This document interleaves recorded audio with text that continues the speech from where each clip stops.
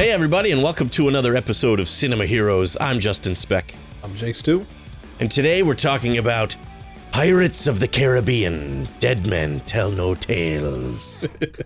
Released in 2017, directed by, and I'm probably going to butcher these names, Joachim Ronning and Espen Sandberg.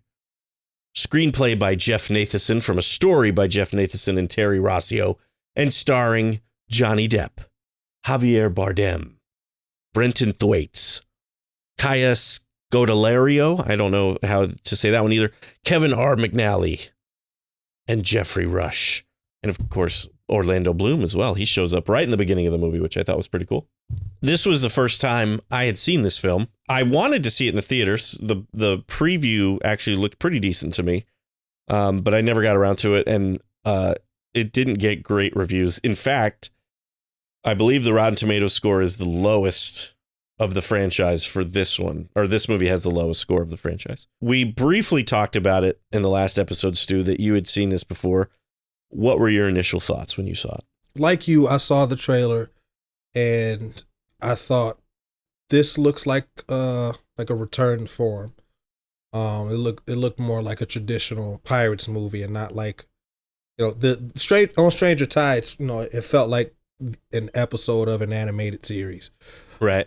Which is not a bad thing. It just sure. It lacked that epic grandeur that Pirates has, and this still doesn't quite have that, but it has a little bit more than on Stranger Tides. It feels more like a Pirates of the Caribbean movie than On Stranger Tides does. On Stranger Tides is like the definition of a standalone. Like it stands alone in story, tone, everything. Right.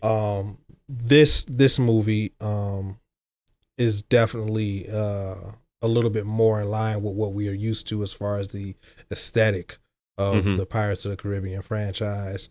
Initially, I was disappointed. I found myself being bored quite a bit, and this is the shortest Pirates movie, isn't it? It is, yeah. Yeah, it's just over 2 hours. Yeah, it felt like a chore to get through, even though it was a little over 2 hours. Right. This time around, I'm not gonna say I felt the complete opposite, but I was enjoying myself watching this movie. Yeah. Yeah, I didn't think it was a chore to get through. I will say the beginning I really enjoyed. And then as the movie went on, there was a few choices they made that kind of lessened my enjoyment. But overall, I will say it felt a little bit closer to the original trilogy than On Stranger Tides. And the beginning, like I said, the beginning of the movie, I was really on board. Especially like the introduction of Javier Bardem's character, Captain Salazar, like, oh yeah, it's so dark and creepy, and I love the design of Captain Salazar. The way, and this is something from the trailer that I really liked, was like, I loved how he would move, but his hair, it was like it was underwater, so his hair had like that kind of creepy underwater, I guess is the best way to put it, look. I love that, and I like, the ghosts. The ghosts were better than the zombified crew in On Stranger Tides.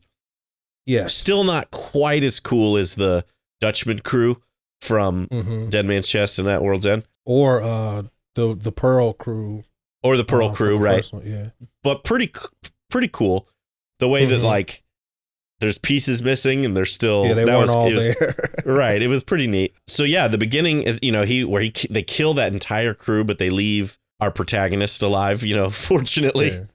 And he's all creepy. He's like stuff has come oozing out of his mouth. Yeah, he got like this black goo. Yeah, exactly. I loved all that. I was like, this has a like low review. But then after that, I still actually pretty much enjoyed the movie, but there was a chunk of scenes here and there where the CGI is like really bad in some spots, and again, some of the choices they made, which we'll get into, it kind of lost me a little bit. And for me, the CGI, like, I wouldn't say it was bad. It was noticeable. Well, yeah, and I guess the thing about it is that those first three movies, the CGI is fantastic and Right. still holds up to this day. Yeah. Davy Jones still looks incredible. Right. Like Right. And I Davy, feel like the CGI on Davy Jones was Thanos before Thanos. right. Yeah, very true. And I feel like that this movie put a lot of its effects budget into Salazar and his crew, which makes sense. But then they had to, they couldn't hold up certain other scenes because they put all their attention on that. The one scene I'm thinking in particular is when they set the dead sharks onto Jack and Henry while they're in that little boat. Mm-hmm. Especially when he finally hooks the shark and the shark is pulling the boat, it just looks very noticeable that it's just all green screen, And there's a few times where the green screen is very noticeable too, The bank robbery scene in particular. I could definitely notice there was that Johnny Depp was on a green screen when he like he was upside down and he landed on something. I can't remember what it was. But it was definitely green. It was definitely green screen right there because the lighting didn't match. He was too light for what was going on around him. Right. And the end of the bank robbery scene, the bank robbery scene is fun. It is. But it ends and it's supposed to be this big epic moment where the bank is about to hit the bridge.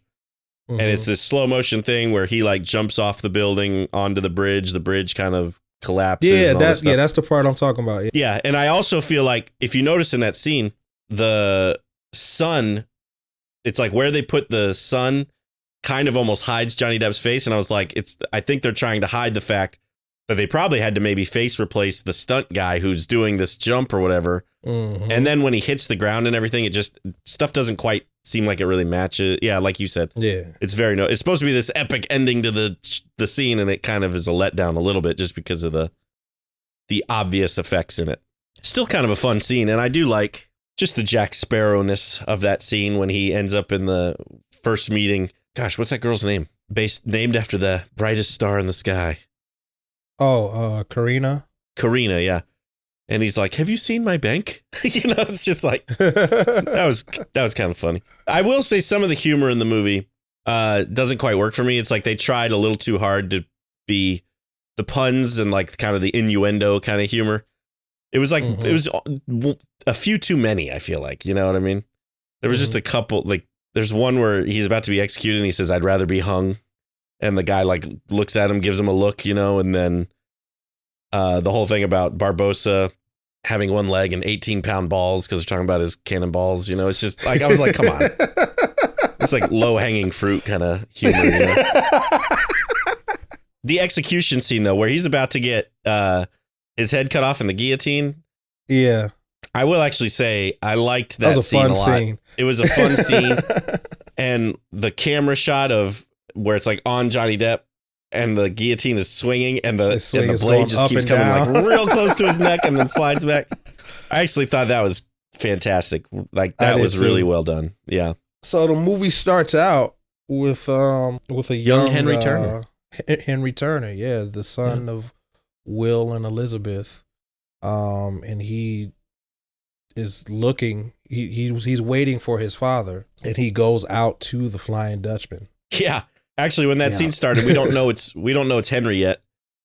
And this kid is in a boat. We're supposed to not know, but we know. Right, well, okay. I didn't, I guess, know, because I didn't really, watching it for the first time, I don't think I realized. But he throws the rocks into the ocean and ties the rope around his foot. And I was like, that's a bad idea, kid. I was like, I don't know what you're doing, but it's a bad idea.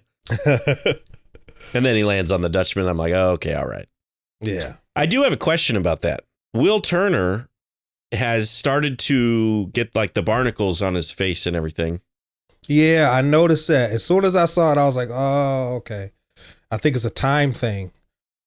So being the captain of the Flying Dutchman, that's just going to happen no matter what? Because I thought we had figured out that the reason, and I believe we were correct on this, but the reason that Davy Jones and like Bootstraps, Turner and all that looked like that was because Davy Jones was no longer ferrying people to the afterlife Because he gave up on that duty, he was cursed to be like monstrous.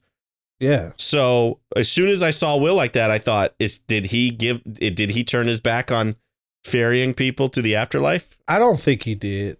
I don't think he did either. I think they just retconned it to be, he's the Dutchman like captain. Eventually. Yeah. And it sucks. I prefer, what we said in the last episode. I do too. How did you? I did like seeing Will Turner return.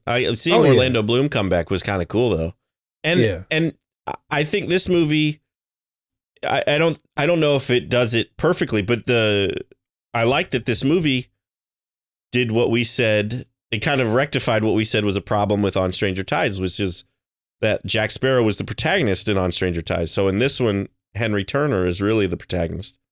It's Henry Turner's movie. But Jack Sparrow is obviously the star of it. Yeah, I thought about that as well. Henry Turner's not in it as much as Will was in the first one, or the first three for that matter. But yeah, they did kind of rectify that. It's not a Jack Sparrow movie.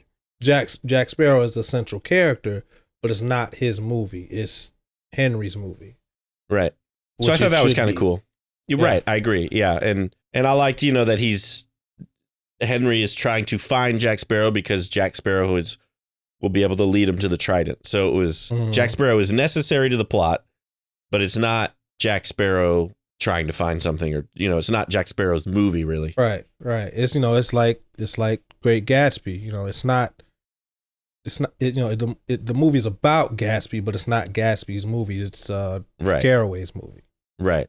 So I thought that was good. I thought that I'm glad that they did that. So yeah, he's Henry's looking for the trident of Poseidon to break the curse on his father.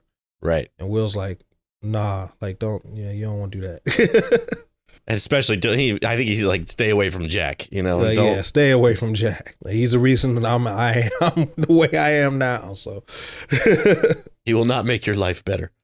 No. And I like Jack's storyline in this movie too, where he's pretty much washed up. His crew is like, look, you're not a captain anymore. We're not following you around anymore. Right. Because that was also the whole big bank robbery. They didn't have a ship. Right. Don't have a ship.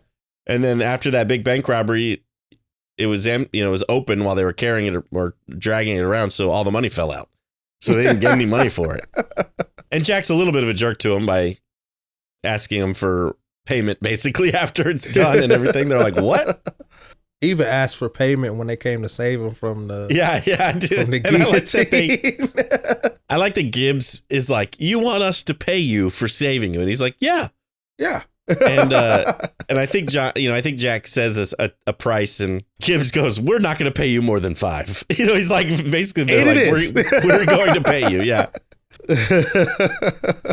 Pretty great. Yeah. So 9 years later, Henry's on this ship, and they're going into the Devil's Triangle. Right. That's where we're introduced to Salazar and his ghostly crew. They kill everybody except Henry. They leave him alive to tell the tale. Yeah, they leave him alive to tell the tale. He always leaves one alive so they can tell the tale. But he also has a specific task for Henry, and that's to give a message to Jack Sparrow. That I'm Salazar is coming to kill you. He's coming to get his revenge. And Salazar and his crew are, if I am correct, are basically bound to the Devil's Triangle. It's not until Jack gives away the compass, right, or perhaps sells the compass. He sells it for rum. That bond or whatever is broken, and Salazar is able to go into the daylight and actually able to sail the seas.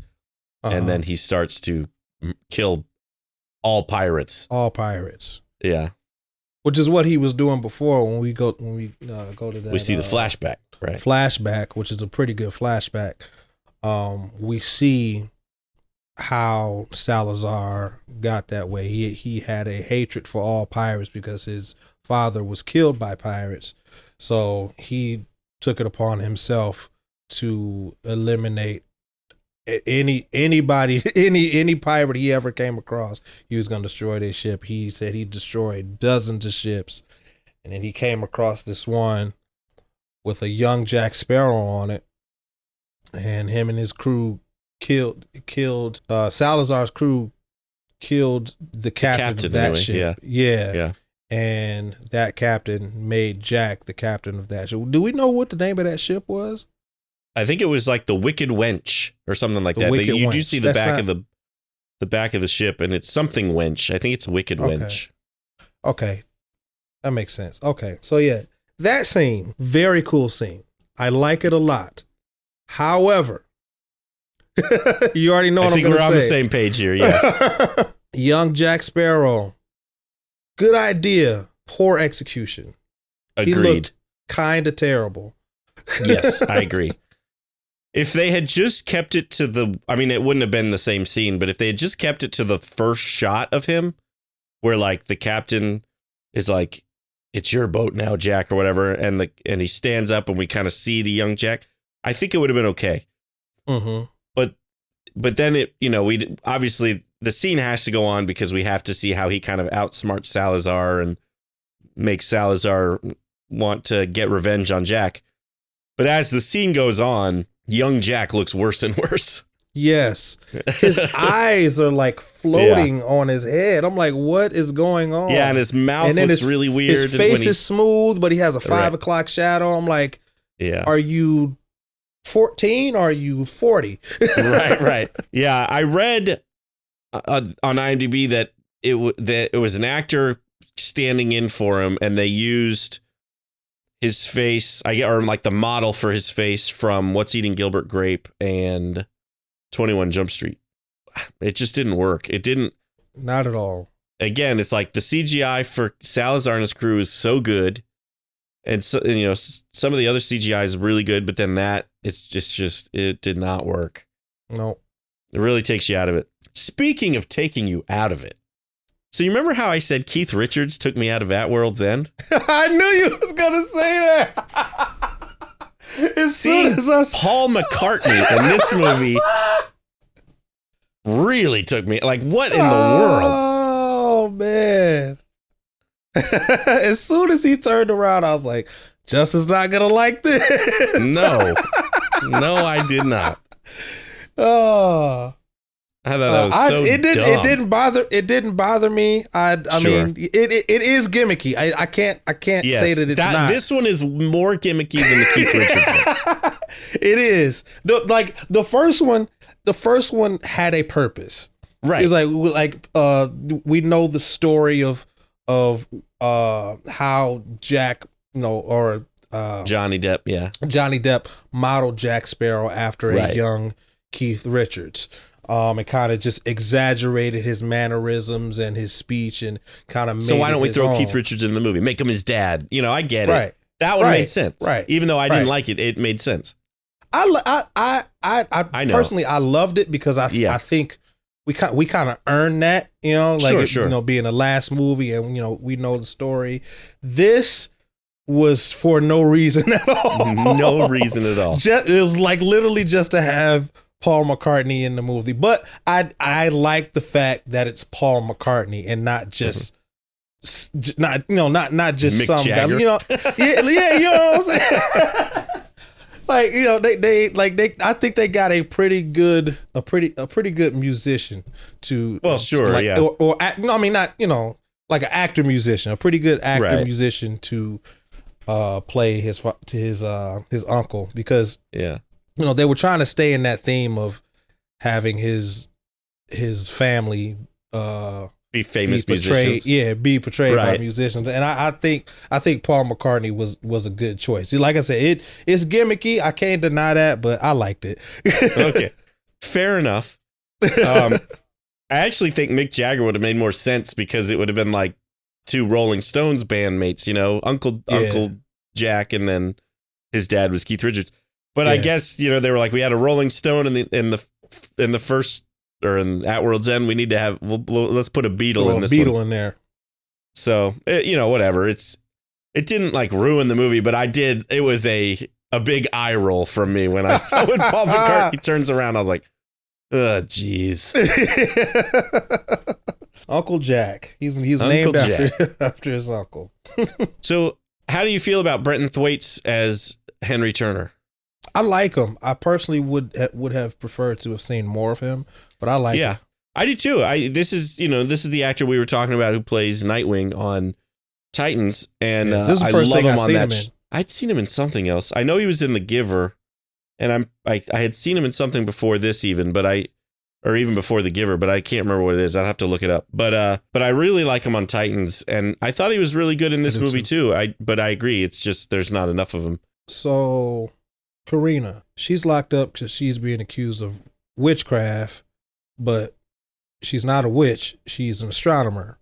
Right. She's just smart. Yeah. Yeah, she's just really smart. But, women being smart equals witch. So right, exactly. Oh yeah, and then that's when they robbed the bank. Henry is still imprisoned by the British Navy, but he meets up with Carina. Yeah, because she gets wind of his story about, I can't remember if it's the Devil's Triangle or just the Trident, but the Trident. The Trident. And she actually, when she comes to him, he starts talking about Salazar and the ghosts or something, and she's like, "Oh, you're insane. Okay, never mind." And because she does not believe the ghost stories and the fantastical things that people talk about that we know are true because we've seen them in the previous movies. Right. And she comes to find out, but she's very scientific and does not believe in those stories, even though she believes in the Trident and Poseidon, I guess, because she's got the journal that her dad left her that she's trying to find the Trident. Mm-hmm. So she and Henry eventually, I guess, kind of join forces to try to find the Trident together. How do you feel about Carina's character? When I first saw the movie, I didn't really care for her. This time around, I liked her a little bit more, but she's not my favorite character. Not because I don't like her. Just I don't know. She's just underwhelming. Right. I like that they made her, this intelligent, smart woman. Yeah, that was good. But I feel like that's all she's got going. It's just like she feels She's very underdeveloped. two-dimensional. Yeah. Yeah. And so I do wish there was a little bit more for her to do. I just wish there was more to her character than just she's good at astronomy, Yeah. I mean, she doesn't know who her father is, and then we find that out later in the movie. But they try to make us kind of feel something for her, but it's not enough. It's not enough there. No. It actually works in favor of another character, but we'll get to that in a moment. So while all of this is going on, while Jack has become a nobody, like people aren't even looking for him anymore. Right. I did like that. The reward just kept going down to where it was like down. £1. Yeah. Barbossa rules the seas. He has a fleet of ships, and I really like that for Barbossa. Right. I was watching this movie and I realized, I was like, I know Barbossa is a bad guy. Right. But he's a really good pirate. Right. He is a quintessential pirate. He's a good leader. He's intelligent. He's a good captain. He's really good at what he does. Yeah. Yeah. I do like that he had become basically the best pirate out there. Yeah, he's wealthy. He got a fleet. Right. Like he living a life. Right. Like him and his crew, like they dress nice. They not, I mean, they still look like pirates, but right. But not like the pirates that we've seen in all the other movies. Where they're like, they look like they got on these wearing bright the same colors and wearing years. gold and stuff. Like, they living the life. Basically the exact opposite of where Jack Sparrow is in this movie. And so when we first see Barbossa, he gets wind that Salazar is killing destroying his ships and killing the crews of those ships and coming after him. He doesn't know that he's out for Jack Sparrow, but just that he's killing pirates. Yeah. And Barbossa knows the name Salazar, so. Right. And once Barbossa finds this out that he's looking for Jack, being the intelligent person that he is, he's like, well, I can help you find him. Right. Like, if I help you find him, will you leave my crew alone? Yeah, give me till sunrise and I'll take you there. Yeah. Because he gets this was a kind of an interesting scene. When Barbossa first finds out about Salazar, he goes and visits this witch. Mm-hmm. And an actual witch, I guess. Yeah. And, not the accused witch of like Carina. He goes and visits this, witch type character, and she gives him Jack Sparrow's compass. Mm-hmm. And he's like, where did you get this? And she, she's like, I have my ways, And so that is how he is able to convince Salazar that he will be able to find Jack Sparrow, because the compass is going to lead him to Jack Sparrow, which it does. Right. Almost runs out of time because he says he'll do it by sunrise. and Salazar is about to kill him, but then they find Jack Sparrow. Yeah. Jack, Carina, and Henry set out on this new pirate ship, which is very small, called the Gull. Right. And that was another kind of great Jack Sparrow moment where they all get onto the boat and he cuts the ropes and the boat starts sliding, going towards the water. Yeah. And he's standing there like all proud. And then it gets caught on a rope and everybody falls over, and he stands up and he says something like, that wasn't supposed to happen, or something like that. And it's pretty good. I like that moment too. Jack notices, that, Henry and Carina, they are, fraternizing, and right.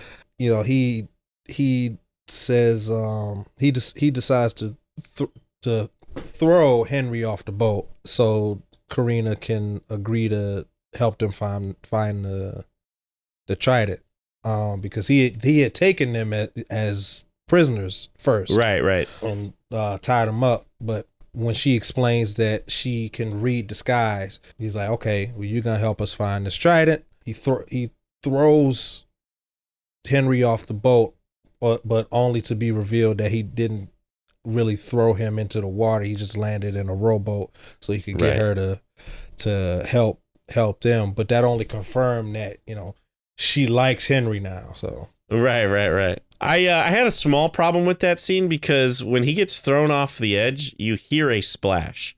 Now the only thing I can think of is that maybe the boat wasn't on the water; it was like hanging off the side.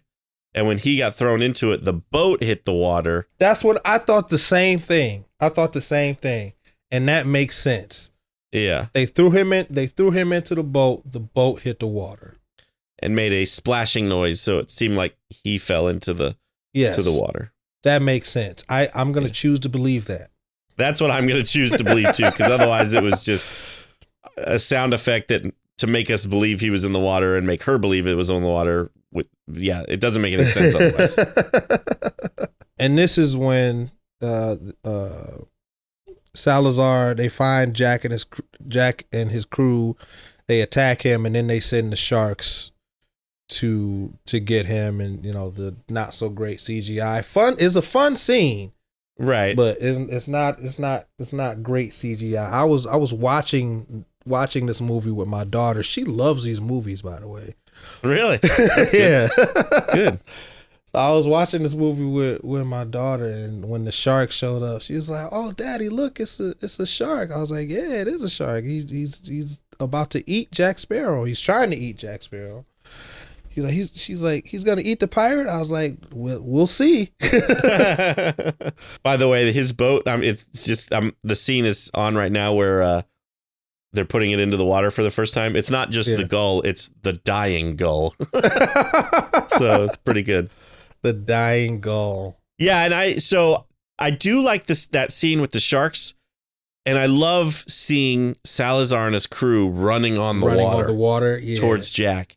There is one moment with that though where I feel like the timing is off, because there's Salazar gets to Johnny Depp and swings his sword, and Johnny Depp, or Jack I should say, ducks, and then it cuts to a shot of the shark underwater pulling the boat as the like rope gets taut, and it just takes a little too long because if you think about it from outside of the boat or above the water, I should say, it's like Salazar swings the sword and then just stands there like, huh?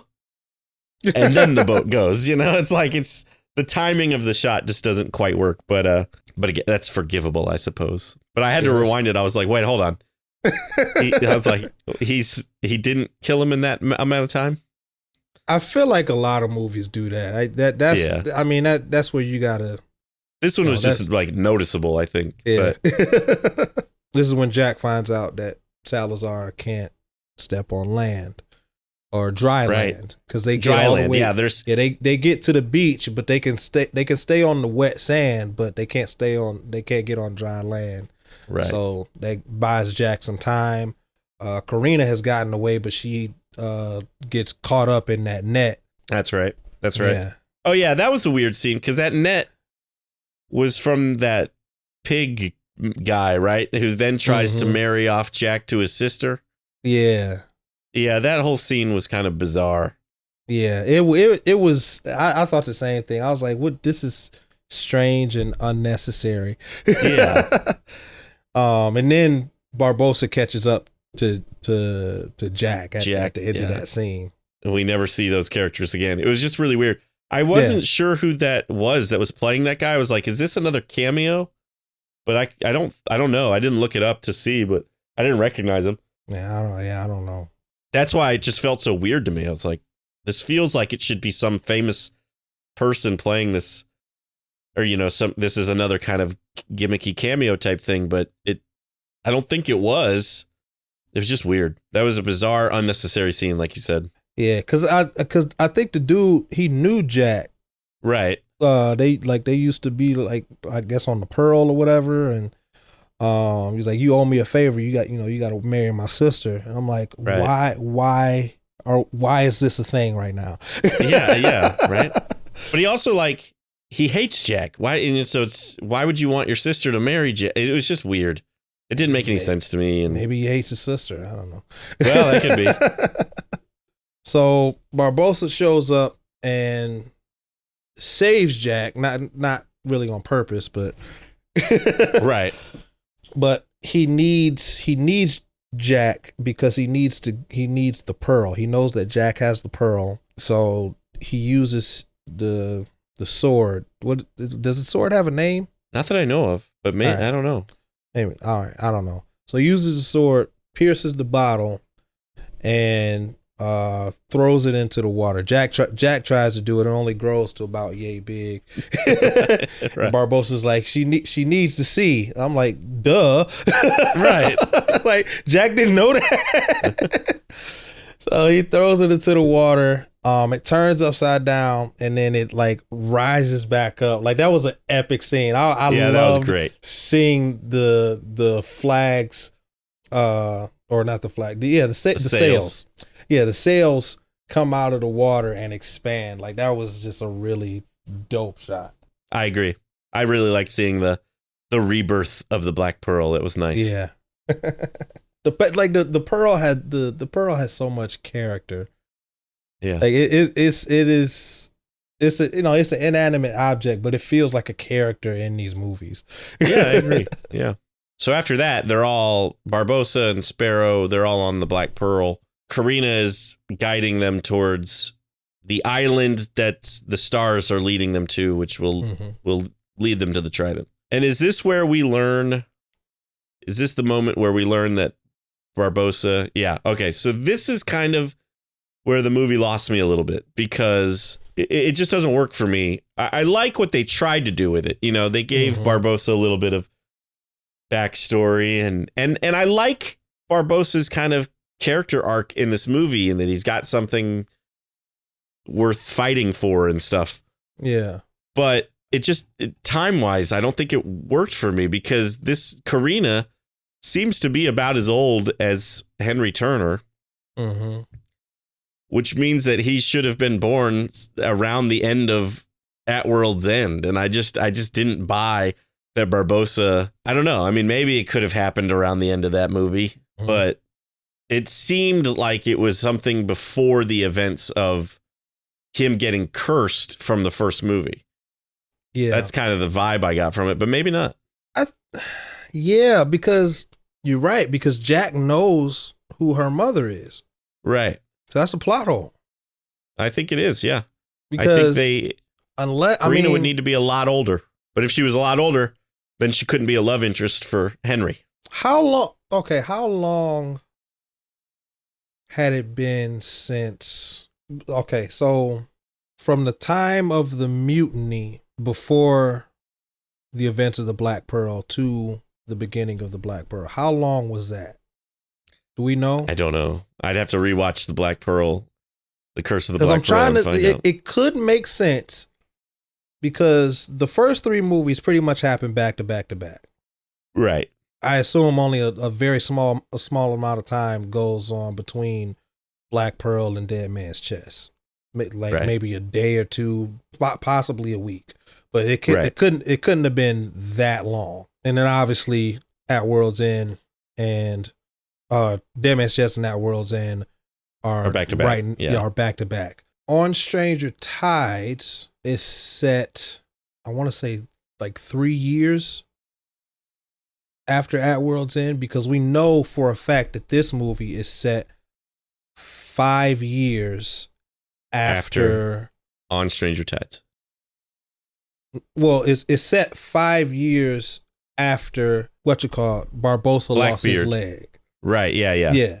Set 5 years after Blackbeard, took the pearl and yeah, exactly. Yeah, because Barbossa says it's been 5 winters since that happened. So we know for a fact that was 5 years. So I want to say On Stranger Tides is 3 to 5 years. So it is possible that the events of all of these movies could have taken place. Well, I don't know, because Henry was 10 at the beginning of the movie. It's 9 years later. So it's got to be 19 years after At World's End, because I'm pretty sure Will and Keira Knightley's character Elizabeth on the beach at the end of At World's End before he gets back on the Dutchman is when Henry is conceived, I'm pretty sure. Yeah, so there has to be a significant amount of time between At World's End and On Stranger Tides. Yeah. Because 14 it hasn't years, been, I guess. Yeah, it would have to be 14 years because like we said, we know for a fact that it's been 5 years since Barbossa lost his leg, but do we know how much time happened in between him losing his leg and the beginning of On Stranger Tides? On Stranger Tides? No, I don't think so. Not that I know of. Okay. Yeah, you're right. I think it had a significant amount of time between At World's End and On Stranger Tides. Yeah, because this movie is closer to On Stranger Tides than On Stranger Tides is to At World's End. Yeah. So the question is, did Barbossa meet this, what was her name, Margaret Smith or something like that? Yeah, Margaret Smith. After the events of At World's End, but before he loses his leg from or I guess before the events of On Stranger Tides. Because that's when it would have to be for Carina to be the age she is, right? But Jack knows who she is, right? And they weren't together at all. Yeah, after the events of At World's End. So. Yeah, so my guess, we know that Henry is 19. Henry's 19. Yeah. We know that for a fact. We know that for a fact. My guess is that she is at least 25. She's an astronomer. She's a scientist. She went to school. She went to college. We know what she had to have gone to college. Right. I'm guessing that because Jack knows who her mother is, she was conceived shortly before the mutiny of the Pearl. And that that could not have happened I'm stretching it, maybe 10 years. Right. But it had to happen under a decade between her conception and the beginning of the Pearl had to be Right. under 10 years for her to be the age she is in this movie and like be with Henry, because that would be Right. kind of weird if Right. she was like 40 and Right. And she doesn't look 40. yeah, right? and he was 19. Right. I could believe that she's early 20s. Yeah. No more than 25. Yeah. And still be a love interest for Henry. Yeah. She doesn't look any older than 25. I don't think, the actress herself, I looked it up, was born in 1992, and this movie came out in 2017. So she was 25 at the time of release. Yeah. She was probably 24 when they filmed it, maybe. Yeah. So maybe that works. Maybe it does work. Maybe it's just when it was first revealed, I was like, what? Because I just assumed she was the same age as Henry. I was assuming she was about 19, 20 years old, which would have to put it at the end of At World's End. And I just did not buy that. But you're right. The fact that Jack knows who she is means it couldn't have been at the end of At World's End. Yeah, it had to have been earlier than that. It had to happen before the events of Black Pearl. Right. But for her to be so young, it couldn't have been too long before Black Pearl. Had to have been right before. Yeah, exactly. So yeah. So he probably did his thing with Margaret and just said, "Hey, let's go take over the ship like the next day." Right. Yeah. Exactly. I'm feeling good. Let's do it. Like, I'm feeling good. I feel a mutiny today. That's pretty good. This is good. So the scene where they like find the map that no man can read. That's a pretty cool scene. That was a pretty cool scene. It's the stars, but on the ground. Like I thought that was awesome. Yeah, it looks very cool.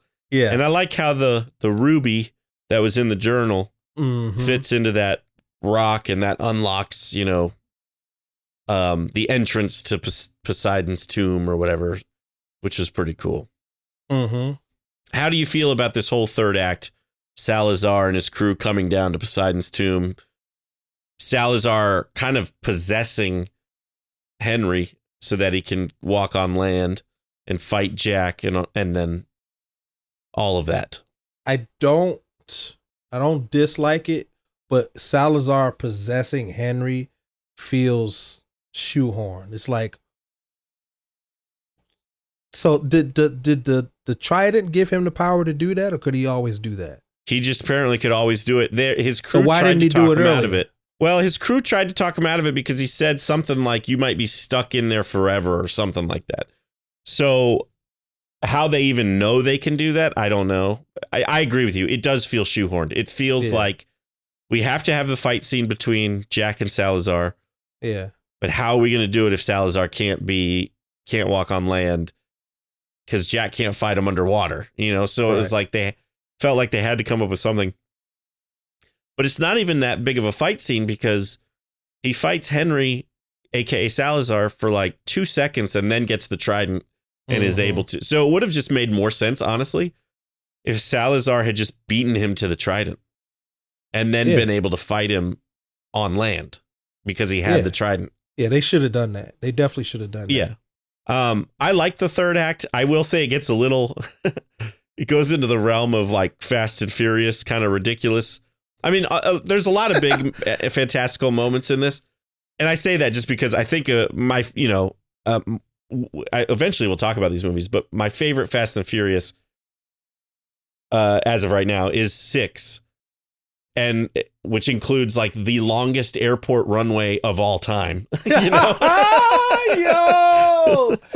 that scene. Oh man, I can't wait to talk about that movie. But yeah, I know. And that's kind of how I felt when the anchor was hanging down from the Pearl and they're climbing the anchor. Yeah. At one point, like, character falls from the anchor, and I was like, how high were they? Yeah, right. It was like the longest anchor chain of all time type of thing. It was great, but it was also kind of just ridiculous. But I like the whole I like the fight scene with Salazar and Jack, where they're kind of jumping off like the cannon things in between the boats and stuff. Again, the green screen was really obvious when they're hanging on that chain, and Carina is looking at Barbossa, and Barbossa's looking at her, and Barbossa kind of knows what he's got to do. It was just very obvious. These are two actors on a soundstage in front of a green screen. You know, CGI wise, it was not great, but I liked that Barbossa did that. You know, I liked that Barbossa was willing to sacrifice himself for his daughter and do that. I thought it was kind of cool. So I thought that was a good ending for Barbossa. Yeah, there's one part of the third act that I did want to mention just really quickly. What is it at the head of the ship? Like, it's usually like a chick or a mermaid or something. Yeah, I don't know what it's called, but yeah, I don't. Yeah, that like that was cool. When it like came alive and was like trying to come after Jack. Yeah. That was dope. That was super cool. Yeah, I agree. I actually really like Salazar's ship, the way it like kind of opens goes up and then opens up onto the other boats and stuff. I thought it was really cool. So yeah, some cool elements in this movie, and I don't know if I believe it deserves such a low Rotten Tomatoes score. I kind of enjoyed it. So. Before we go into ratings, let's talk about the music, because this is not by Hans Zimmer. Hans Zimmer, I read, chose to not do this movie so that he could do Dunkirk at the time. So the music for this movie was, I got it here, hold on, Jeff Zanelli, who I believe is actually a protege of Hans Zimmer, and according to IMDb, worked on the previous Pirates movies. The people that work on movies. Right, exactly. Right, exactly. Steve Jablonsky, Henry Jack. I mean, the list goes on. Yeah. I'll say I enjoyed the music in this movie, especially in the beginning. The music for Salazar's introduction and that whole opening scene. Oh, yeah. I thought the music was awesome. Yeah, I agree. And then as the movie goes on, you know, we hear the Pirates themes and stuff like that. And I didn't It's a quite little notice. different. It's a little It is a little different. I like it, though. Yeah. I still think nothing beats the At World's End and Dead Man's Chest scores. Oh, man. But it was good. I liked it, though. So, with that being said, I guess we should go into a rating. Well, we got to talk about the end of the movie. Oh, I'm sorry. Okay, the end of the movie. Henry and Carina are together, and you know it's approaching the 10-year mark, and Will is returning on dry land, and he's reunited with his now adult son. He hasn't seen him since he was 10. Right. And we see him reunited with Elizabeth Turner. I was going to say Swan, but she's Turner. She's Turner. Yeah, Keira Knightley shows up. Keira Knightley returns for a couple of minutes. And that was nice. And we see that Jack now has the pearl. And it was nice to see Jack with the pearl and with a full crew, and like it was nice. Like, he spent all this time trying, you know, like the pearl is his baby, and you know, Jack loves being a pirate, and I like the fact that they set sail with nowhere to go. Right, Jack has everything that he wants. Yeah, he's got a crew and a ship. He's good, and I really like that ending for Jack. We don't know where he's gonna go. It doesn't matter. He got everything that he wants. So yeah, I thought that was cool. Oh, there's a post-credit scene. There is indeed. And I did not know that until this watch. Oh, okay. And when I saw this post-credit scene, I yelled. I was like, get the hell out of here. My daughter looked at me like I was crazy. I was like, you don't understand what's happening right now. Like, this is awesome. It could potentially be awesome. Could see the return. Yeah, so we Davy Jones. Yeah, we see Will and Elizabeth asleep in bed, and we hear someone walking towards the door, and we see a shadow enter the room, and it's a very familiar shadow. And Will sits up and he sees the claw of Davy Jones, but he like wakes up and he realized that he was dreaming, or so we think. He reach over, camera pans down. Yeah, he grabs a little bit, holds it real tight, and the camera pans down, and we see the floor was wet. And what are those things, like the things that are on his tentacles? Yeah. So like, was it like a little tentacle sucker? Yeah, we see the tentacle. I wasn't sure if it was that or like a ground. barnacle or something, but yeah. I don't really know what a barnacle actually looks like. I think I know what a barnacle looks like. I always thought it was like this circular, like shard, because barnacles are sharp, right? I think so. Yeah. Yeah, they can like kill you. But yeah, I did not see that post credit scene the first time I watched the movie. I guess I was just so over it, I just turned it off. Right. But this time I wasn't even watching it on purpose. Like I just had it on. I was doing other stuff, and then just let it roll. Yeah. Yeah. I let it roll, and then I turned and I was like, oh, there's something happening. When I saw Davy Jones' silhouette, I was like, get the hell out of here. Yeah, it'd be interesting. Johnny Depp, I believe, said during his very high profile court case with Amber Heard that Disney could not pay him enough to come back as Jack Sparrow. But then shortly after the court case, I feel like I remember reading that Johnny Depp had signed on to play Jack Sparrow again. So I don't know if we're going to get a sixth one or not, but we might. It's very possible. I don't know how I feel about it. I feel like the franchise is dead. Yeah, I feel like we should just stop. Yeah. But I would only want to see it if Will Turner is in the movie. Like he is significantly in the movie. That's the only way I would want to see it. I don't want to see another Pirates movie without Will Turner. Right. Will Turner is the heart of that franchise. Yeah. Plus, the way this movie ends with the trident being broken and all curses being lifted. How do you have characters like Salazar or Davy Jones?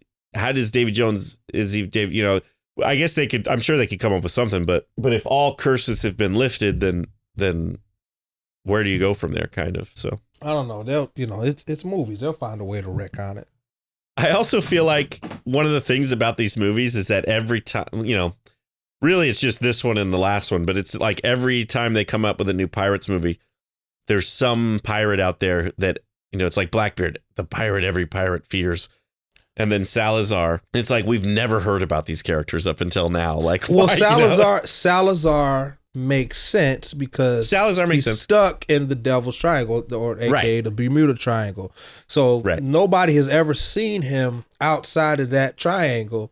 But he does say that he leaves one to tell the tale. So we only know of him through the grapevine. We don't have there are not a whole lot of eyewitnesses.